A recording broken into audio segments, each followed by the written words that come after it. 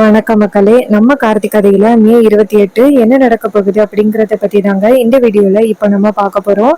வீடியோவுக்கு மறக்காம லைக் பண்ணிக்கோங்க.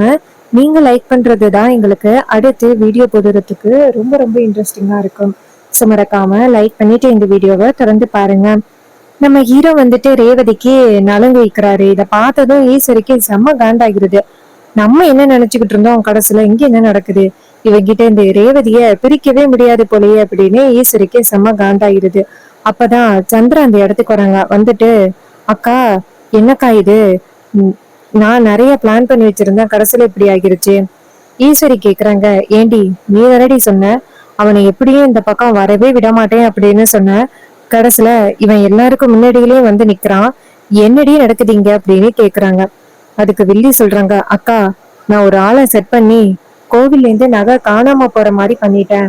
ஆனா அந்த நகைய அவ்வளவு சீக்கிரமா கண்டுபிடிச்சு கொண்டாந்து வைப்பான் அப்படின்னு நான் கொஞ்சம் கூட எதிர்பார்க்கவே இல்லக்கா, இப்படி எல்லாம் நடக்கும் அப்படின்னு. அதுக்கு ஈஸ்வரி சொல்றாங்க, இவன் இருக்கிற வரைக்கும் நமக்கு அடுத்தடுத்த பிரச்சனை நடந்துகிட்டே தான் இருக்கும் போல. இவனை மீறி ரேவதிய மருதுக்கு கல்யாணம் பண்ணி வைக்கிறது ரொம்பவே ரிஸ்கா இருக்கும் போல. இப்போ என்ன பண்றது, இவனை மீறி எப்படி இந்த கல்யாணத்தை நடத்துறது அப்படின்னு கேக்குறாங்க. அதுக்கு சந்திரா சொல்றாங்க, அக்கா நீ கவலைப்படாத, அவனை ஏதாவது ஒரு வகையில ஸ்டாப் பண்ணி இந்த கல்யாணத்தை நடத்திடுவோம், நீ தைரியமா இருக்கா அப்படின்னு சொல்றாங்க. ஈஸ்வரி சொல்றாங்க, இல்ல சந்திரா, எனக்கு என்னமோ இந்த கல்யாணம் நடக்காது அப்படின்னு தான் தோணுது. அவன் எல்லா வகையிலையும் பிரச்சனை கொடுத்துக்கிட்டே இருக்கான், கண்டிப்பா நம்ம தோற்க தான் போறோம் அப்படின்னு. அதுக்கு சந்திரா சொல்றாங்க, அக்கா அப்படியெல்லாம் நடக்காது, நான் உன் தங்கச்சி இருக்கிறேன்னு நான் அப்படி நடக்க விட்டுருவேனா, ஏற்கனவே ஒரு தடவை ஏமாந்தோம், மறுபடியும் அப்படியெல்லாம் ஏமாறதுக்கு வாய்ப்பே இல்லை. உனக்கு பிடிச்ச மாதிரி அந்த மருதுக்கும் உன் பொண்ணுக்கும் தான் கல்யாணம் நடக்கும். அந்த டிரைவர் பையலுக்கு தெரியாம சீக்கிரம் நம்ம இந்த கல்யாணத்தை நடத்தி முடிப்போம், சரியாக்கா? ஈஸ்வரி சொல்றாங்க, சரிடி. ஆனா ரேவதிய பாத்தியா, முன்னாடி மாதிரி இல்ல, எனக்கு என்னமோ அவ கொஞ்சம் மாறின மாதிரி இருக்கு. அந்த டிரைவர் பையக்கும் கொஞ்சம் அவ சாஞ்ச மாதிரியே இருக்குடி அப்படின்னு. அதுக்கு சந்திரா சொல்றாங்க, அக்கா அப்படியெல்லாம் இருக்காது, ரேவதிக்கு அந்த டிரைவர் பையன் யாருன்னே தெரியாது, அப்படி இருக்கையில எப்படியா அவன் பக்கம் சாய்வா, அதற்கெல்லாம் வாய்ப்பே இல்லைக்கா. நீ கண்டதையும் பட்டி மனசை போட்டு குழப்பிக்காம நீ தைரியமா இருக்கா. ஈஸ்வரி சொல்றாங்க, சரிடி அப்படின்னு. அப்புறமா சந்திரா நேரா அவங்க அக்காவை கொண்டு போய் ரூம்ல விடுறாங்க. இன்னொரு பக்கம் நம்ம ஹீரோ வந்துட்டு நேரா ரேவதி கிட்ட, இங்க பாருங்க, நான் உங்களுக்கு நலங்கு வைப்பேன் அப்படின்னு நான் கொஞ்சம் கூட எதிர்பார்க்கவே இல்லை. ரேவதி கேக்குறாங்க, சார் நடக்கிறதையெல்லாம் பார்த்தா நீங்க தான் வாலண்டியரா இதெல்லாம் பண்ற மாதிரி தெரியுது. அப்ப ஹீரோ சொல்றாரு, என்னங்க இப்படி சொல்றீங்க, நான் எதேர்ச்சியா வந்தேன், எப்படின்னா தாத்தா தான் வந்துட்டு போக சொன்னாரு, சரின்னு வந்தேன். நம்ம வீட்டில் நடக்கிற ஒரு ஃபங்க்ஷன் வராமல் இருக்க முடியுமா அப்படின்னு நினச்சிக்கிட்டு வந்தேன். நீங்கள் என்ன இப்படி பேசுகிறீங்க, நீங்கள் நினைக்கிற மாதிரியெல்லாம் ஒன்றும் இல்லை. அதுக்கு ரேவதி சொல்கிறாங்க, சார் எனக்கு என்னமோ நீங்கள் வேணுக்கும்னே வந்த மாதிரி இருக்கு. அப்போ ஹீரோ சொல்கிறாரு, ரேவதி அப்படியெல்லாம் ஒன்றும் இல்லையே. ரேவதி சொல்கிறாங்க, சார் எனக்கு அப்படிதான் சார் இருக்கு அப்படின்னு. அதே நேரத்தில் ரோஹிணி அந்த இடத்துக்கு வந்துட்டு, சார் நீங்கள் தான் வந்துட்டு நலங்கு வைக்கணும் அப்படின்னு ரேவதி மனசுக்குள்ளேயே நினச்சிக்கிட்டு இருந்தா தெரியுமா, அவ வெளியில சொல்ல மாட்டேங்கிறா. அப்ப ஹீரோ சொல்றாரு, அப்படியா? ரேவதி சொல்றாங்க, சேச்சே அப்படியெல்லாம் இல்லை அப்படின்னு வெக்கப்பட்டு ஓடுறாங்க. அவங்க போனதும் ரோஹிணி நேரா ஹீரோ கிட்ட, இங்க பாருங்க, ரேவதிக்கு வந்துட்டு மனசளவுல இன்னும் நீங்க தான் இருக்கீங்க அப்படிங்கிறது நல்லாவே வெட்ட வெளிச்சமா தெரியுது.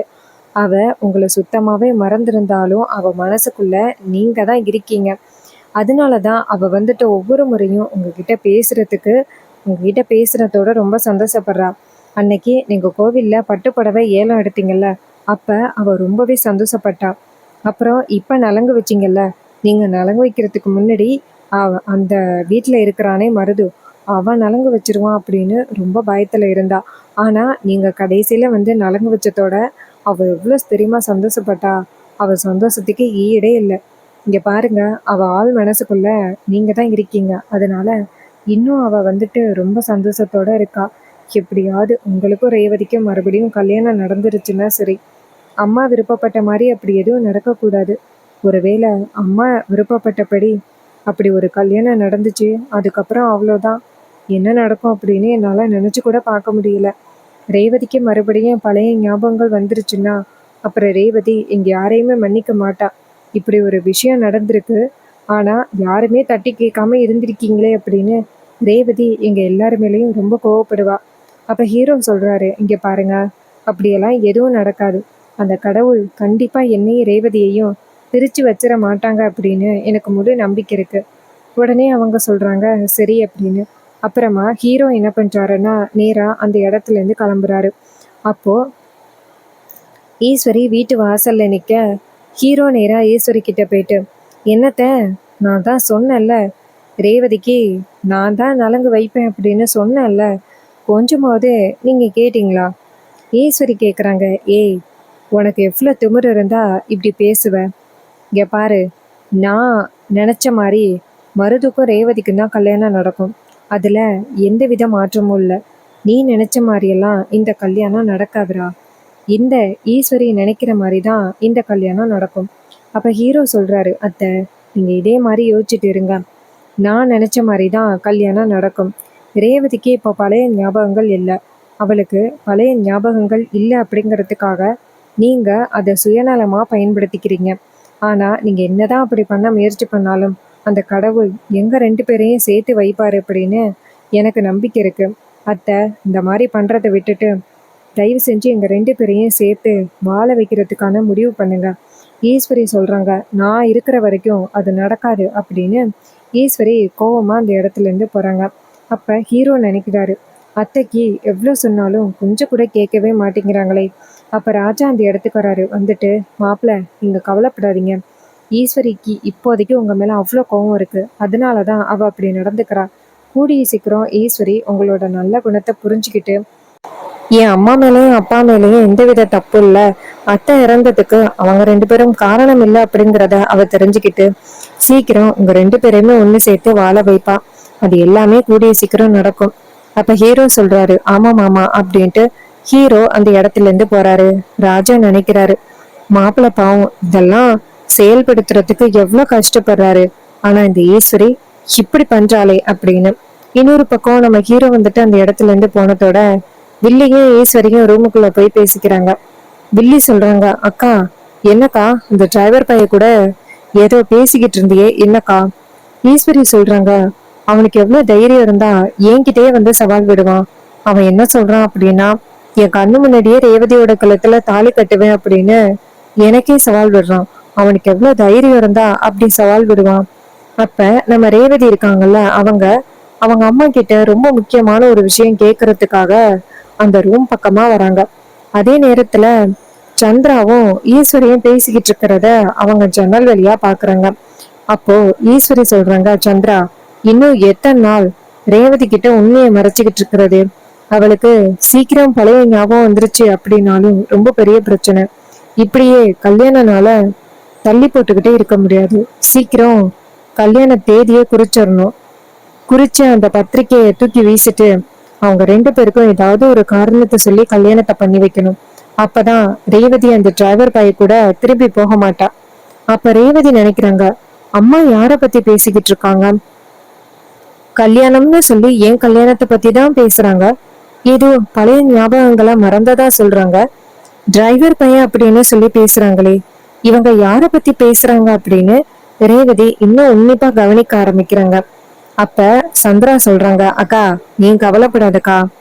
நம்ம நினைச்ச மாதிரி ரேவதிக்கும் அந்த கார்த்தின்னு சொல்லி போய் சொல்லி கூட்டிட்டு வந்திருக்கமே அந்த மருது, அவனுக்கும் தான் கல்யாணம் நடக்கும். கண்டிப்பா அந்த சேதுபதி பரமேஸ்வரிக்கு நம்ம ஆப்பு வைக்கலாம். அவங்க நினைச்சுக்கிட்டு இருக்காங்க அவங்க பேரன் எல்லாத்தையும் செயல்படுத்துவான் அப்படின்னு நினைச்சுக்கிட்டு இருக்காங்க. ஆனா அவன் பேரனையே ஏமாத்தி தான் இந்த கல்யாணத்தை நம்ம முடிக்க போறோம். அதுக்கு ஈஸ்வரி சொல்றாங்க, ஆமா சந்திரா, ஆனா ஒரு விஷயம், ரேவதிக்கு மட்டும் நம்ம இப்படி பண்ணிக்கிட்டு இருக்க பிளான் தெரியவே கூடாது. அவளுக்கு மட்டும் இந்த பிளான் தெரிஞ்சிச்சுன்னு வச்சுக்கேன், அப்புறம் நமக்கு ரொம்ப பெரிய பிரச்சனை ஆகிடும். ரேவதி நம்ம எல்லாரையுமே தூக்கி போட்டுட்டு அந்த டிரைவர் பின்னாடி போயிடுவா. அப்ப நம்ம ரேவதி நினைக்கிறாங்க, அம்மா ரொம்ப நேரமா டிரைவர் டிரைவர்னு சொல்லி பேசிக்கிட்டே இருக்காங்களே, அந்த டிரைவர் யாரா இருக்கும் அப்படின்னு. அப்ப வில்லி சொல்றாங்க, இங்க பாருக்கா, அந்த டிரைவர் பையன் கார்த்தி இருக்காம சேதுபதி வீட்டுல இருந்து சொந்தக்காரவங்கன்னு சொல்லி வந்துட்டு போறான். அக்கா, இப்படியே கொஞ்சம் கொஞ்சமா நம்ம வீட்டுக்குள்ள மறுபடியும் வரதுக்கு முயற்சி பண்ணிக்கிட்டு இருக்காங்கக்கா. சீக்கிரம் இந்த கல்யாணத்தை நடத்தணும். இதை கேட்டதும் ரேவதி ஷாக் ஆகுறாங்க. அப்போ டிரைவர் பையன் அப்படின்னு சொல்றது எம்டி சாரையா? எம்டி சார் தான் தாத்தாவோட உண்மையான பேரனா? நம்ம வீட்டுல இருக்கிறவன் உண்மையான பேரனே கிடையாதா? எதுக்காக அம்மா இப்படி பொய் சொல்லி என்ன எவனோ ஒருத்தனுக்கு கல்யாணம் பண்ணி வைக்கிறதுக்கு முயற்சி பண்றாங்க? அப்போ இன்னும் அம்மாவுக்கு தாத்தா பாட்டி மேல உள்ள கோபம் குறையவே இல்லையா? தாத்தா பாட்டிய பழி வாங்கணும் அப்படிங்கறதுக்காக தான் அம்மா இப்படிப்பட்ட ஒரு காரியத்தை பண்றாங்களா அப்படின்னு ரேவதிக்கு ரொம்பவே அதிர்ச்சி ஆகுது.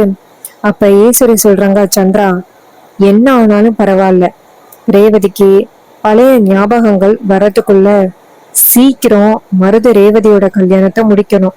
அதுக்கப்புறம் ரேவதிக்கு ஞாபகம் வந்தாலும் எந்தவித பிரச்சனையும் இல்லை, ஏதாவது சொல்லி சமாளிச்சுக்கலாம் அப்படின்னு சொல்லி பேசுறாங்க. இத கேட்டதும் வில்லி சொல்றாங்க, ஆமாக்கா, அதுக்கப்புறம் அவளை சமாளிக்கிறது ரொம்ப சுலபம். கல்யாணம் ஆகிட்டுன்னா அதுக்கப்புறம் அவ சரின்னு சொல்லித்தானே ஆகணும்.